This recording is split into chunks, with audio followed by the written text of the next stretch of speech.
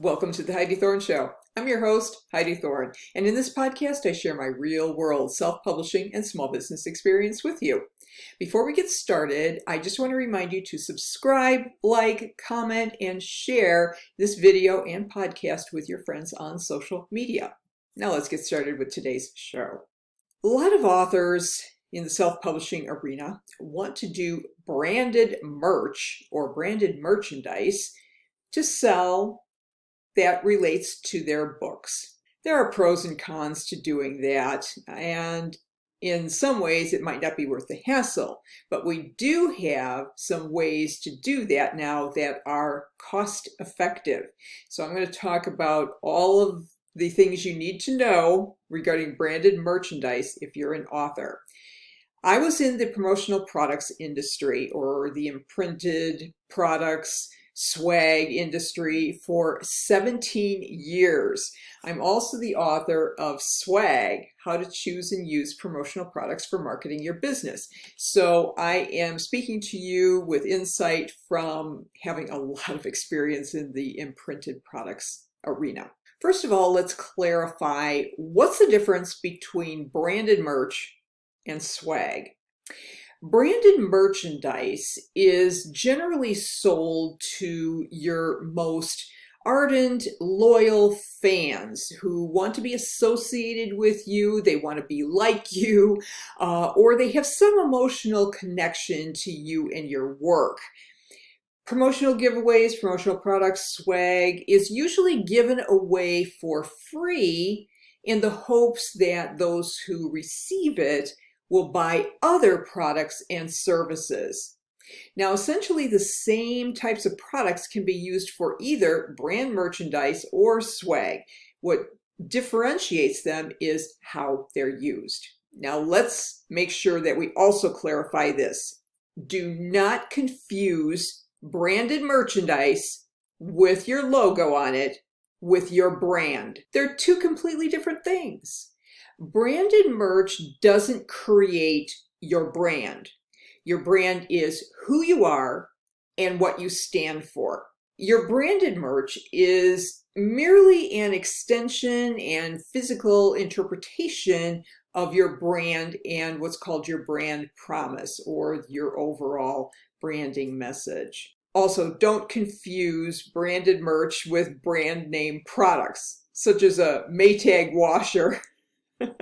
Your author name, your book series title, your imprint name, those function as your brand name, and it's just a name that identifies your work from that of others. So, does it make sense for a self-published author to offer branded merchandise?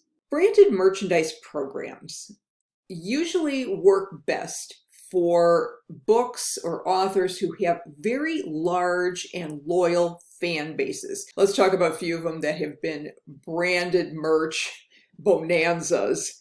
Harry Potter, Dr. Seuss, Hunger Games. All of those franchises have had many branded merch and licensing deals because they have a critical mass of rabid fans who want to be connected with the story or the characters or the brand in general. And since books are finite, even if they're a series, branded merch gives fans more ways to consume the brand that isn't the book. So how does that work for self-publishing? Most self-published authors will never have that critical mass of rabid fans. Heck, they're having difficulty even selling their books. Remember that only about 1% of your total fan base will actually buy your book. So if just that few people will buy the book, it's likely that there's even fewer than that which will honestly buy your branded merch. You have to remember too that you're going to have to promote this branded merchandise on social media and online to generate sales of this merchandise. Now that could cost you more in time, money, and effort. And if the cost is too high, it's going to drag down your net profit and will go from being a profit center to a loss center. You have to realize too that some genres, topics, and audiences just aren't a good fit for branded merch. For example, I write business nonfiction. I really can't imagine an application of branded merchandise for what I do, but for some, it's a perfect tie-in. So in deciding whether you want to do this or not, there has to be a logical alignment with your book's story, message, and audience. So keep that in mind. If, in spite of all I've told you about why not to do branded merch, you want to go ahead and do it anyway, please, oh please, go with print on demand. Just like your books with print on demand branded merchandise sites will only print and produce your items when a customer orders them. Some of the companies that have been popular in this space include Redbubble, Printify, Printful. There's probably others. You should do a Google search and check out a number of them to see which one has the best fit for you. The best part about it, just like with print-on-demand books, is that you don't have to carry any inventory, zero inventory. That saves you a ton of money. These online print-on-demand and printing companies also help you by offering you the opportunity to create an online store that showcases all of your branded merchandise offerings. One thing you want to be careful with, though, is you want to look at the fees and commissions that these companies will charge, and you want to roll those fees into the price of your branded merchandise item, because otherwise you'll be operating at a loss. Some of these fees might be flat fees, others might be a percentage. Again, it depends on the site, and so you want to do your homework by checking out all those fees, add them to the actual costs, and of course, add in a profit margin. So what types of items should you offer? When I was in the promotional products business, I used to have some super creative clients who had these wild imaginings for products that they wanted to create to help promote their businesses. And I see authors wanting to go down that route too, with custom action figures and all kinds of way out there ideas that would cost a fortune. What you want to do is select some of the items that these print-on-demand companies, which of course I recommend, and just do some of the more basic items. A t-shirt, a mug, a tote bag.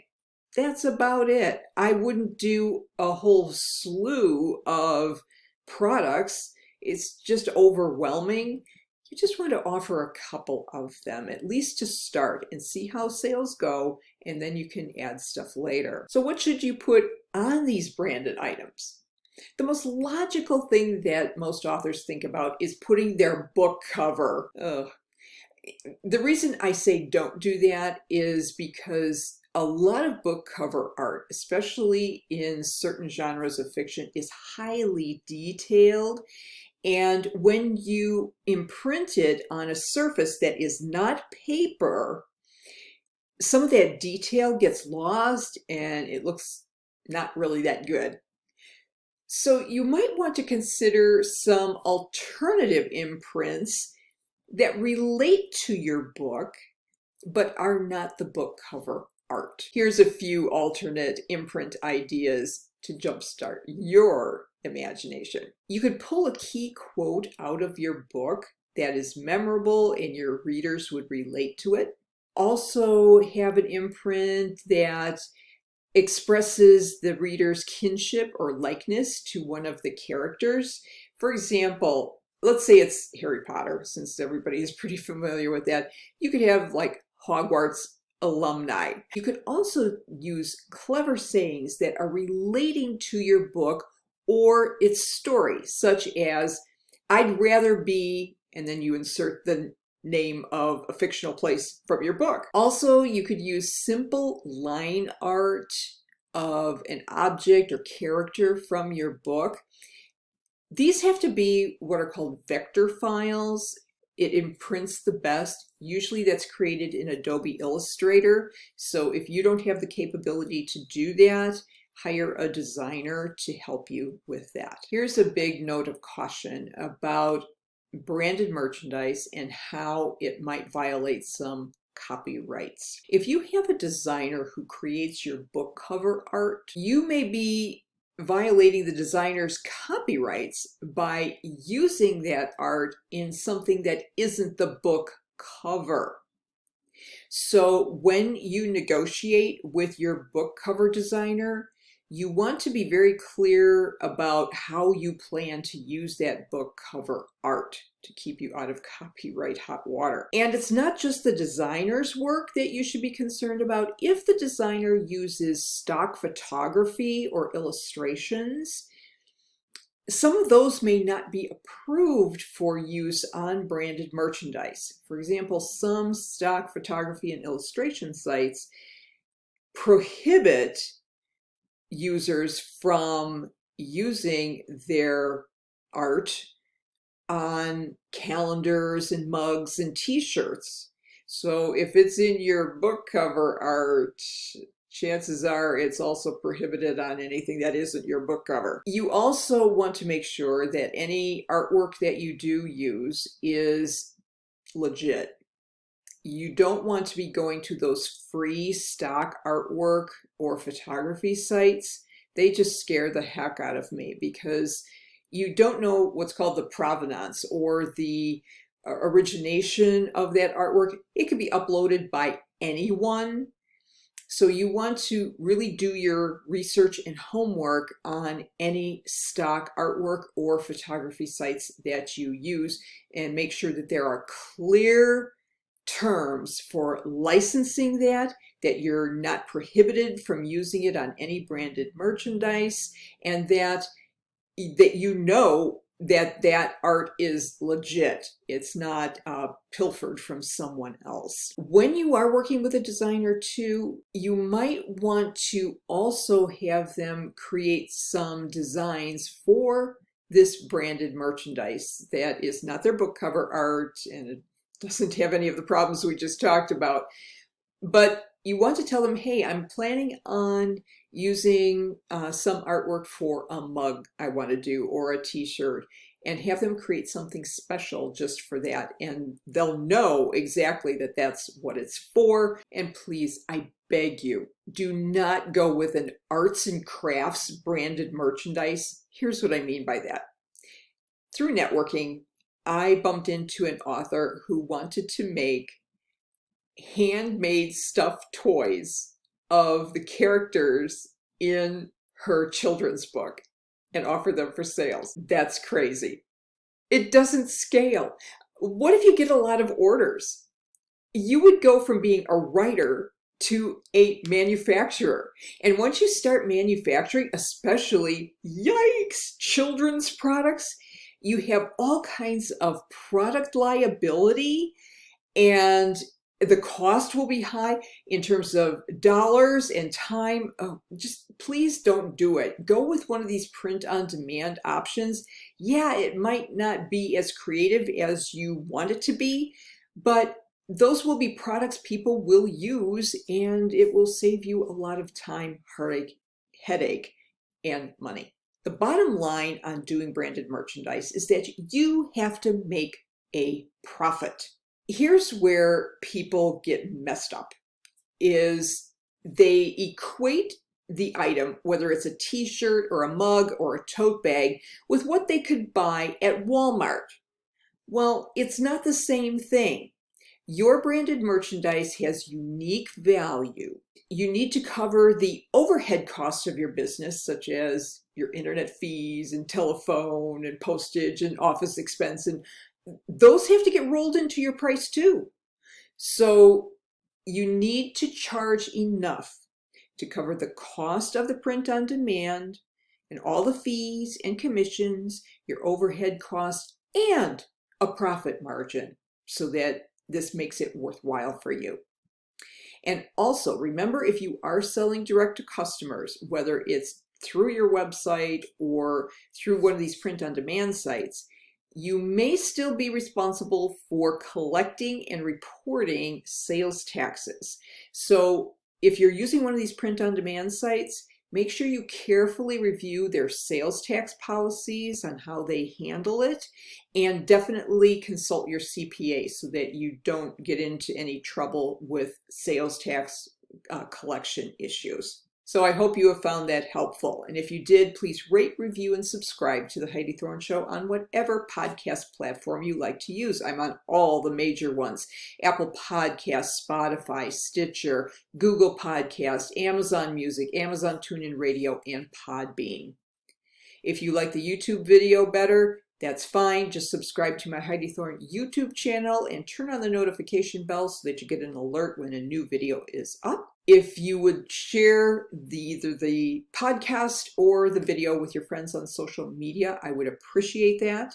And if you want to see my self-published books, including Swag, How to Choose and Use Promotional Products for Marketing Your Business, you just have to go to Amazon, Audible, or Apple Books. And you just put in my name, Heidi Thorne, look for my author page, and all of my books are listed there. If you'd like to connect with me, my website is very simply HeidiThorne.com. Thank you so much for listening and for your support. I'll look forward to talking with you again in the next episode. And in the meantime, have a great day.